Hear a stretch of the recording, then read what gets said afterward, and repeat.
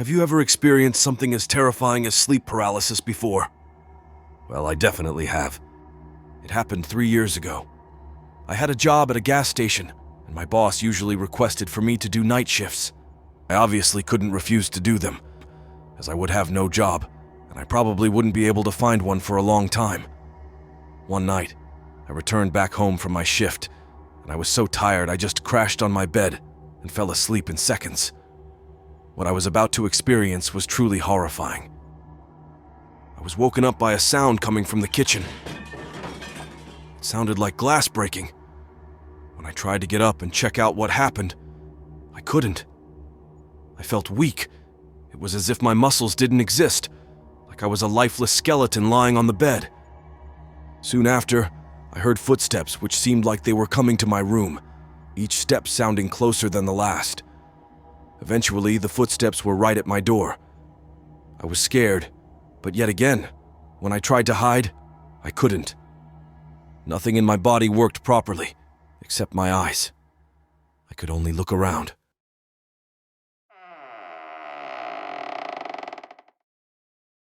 The door was open. I could see a dark figure coming inside. It seemed as if it was trying to say something, but I just couldn't understand anything. As the figure got closer to me, it seemed more and more familiar. When I looked up to see it, it jumped on me, screaming my name. I was petrified, and my vision was slowly giving up on me. Soon, the only things I could see were the glowing eyes of the creature that was standing on top of me. I woke up at the hospital because my dad called 911.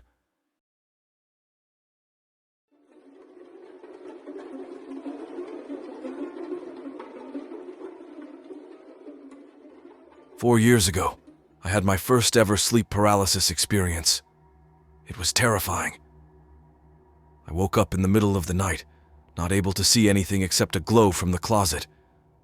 My heart pounded in my chest as I realized I couldn't move a muscle, not even to turn my head.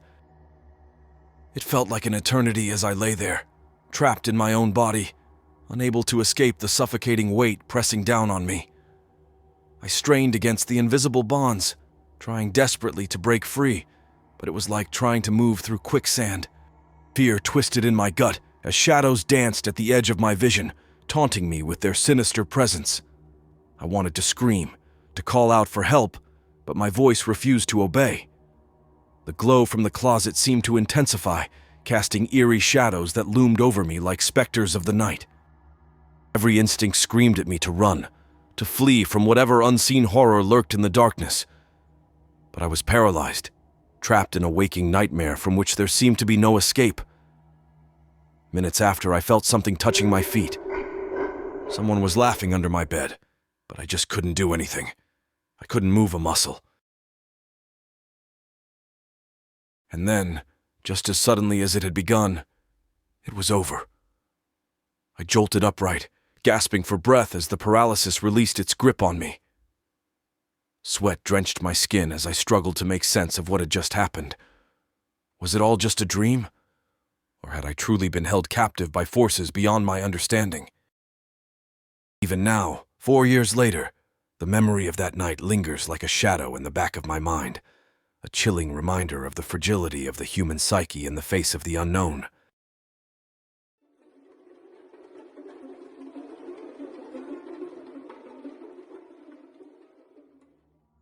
A couple of months back, I experienced something truly horrifying. It was my second sleep paralysis experience. The first one I had wasn't nearly as bad as the second one. The first time it happened, I remember waking up unable to move, with a vague sense of unease lingering in the air. It was unsettling, but nothing compared to what came next. The second time was a whole different story. I woke up in the middle of the night, barely able to breathe as the air felt heavy on my lungs, and I couldn't move at all. I lay there in my bed, sweating under the hot blankets, feeling like I was suffocating under an invisible weight. It felt like hours had passed until I heard it, a low, guttural chanting coming from beneath my bed.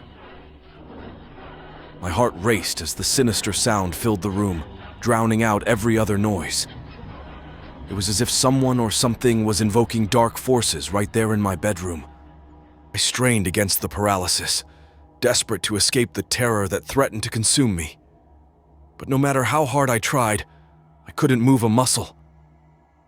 The chanting grew louder, more insistent, sending shivers down my spine. I wanted to scream, to run, to do anything to make it stop, but I was frozen in place, trapped in a nightmare from which there seemed to be no escape. As the chanting continued, the door of my bedroom slowly creaked open. Shadowy figures, distorted versions of my family members, crept into the room, their eyes glowing a red color. They joined in the chant, their voices blending with the haunting melody from under the bed. I felt a primal fear grip me as I watched them draw closer, their twisted forms illuminated by the eerie glow. I tried to scream, to beg for mercy, but my voice failed me. And then, just as suddenly as it had begun, it was over. The chanting ceased, the shadowy figures vanished, and I was left alone in the darkness, trembling with terror and confusion. To this day, I still don't know why I had that dream. But I do know one thing. It was terrifying.